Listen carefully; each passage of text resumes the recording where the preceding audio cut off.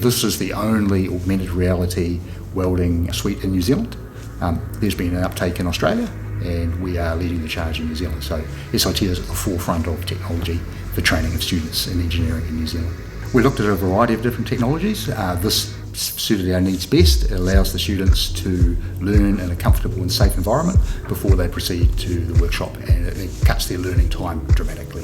What it does is it takes an image using the QR code type tablets, projects a computer generated version of the material, so you've actually got the real world with your hands and everything, and also the augmented reality, which is the picture of the world being generated. It creates the world as you're going along, as a real world would be in real life, and records that information so that you can then play that back and analyse it with the student to see where they can improve. I thought it was very easy to learn, quite intuitive to pick it up, put on a mask and weld.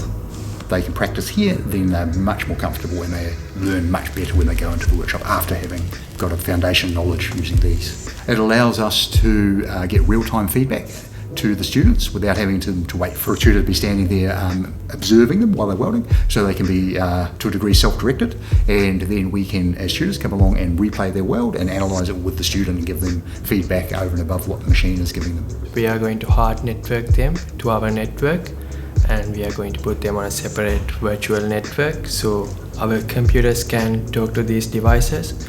So teachers should be able to see what the students are doing from the computer itself. Because it's the first in New Zealand, there's nothing that we can Google or anything, so we had to find it ourselves and do it. It has a almost gaming type environment, so a lot of the younger students really take well to it because it gives a score.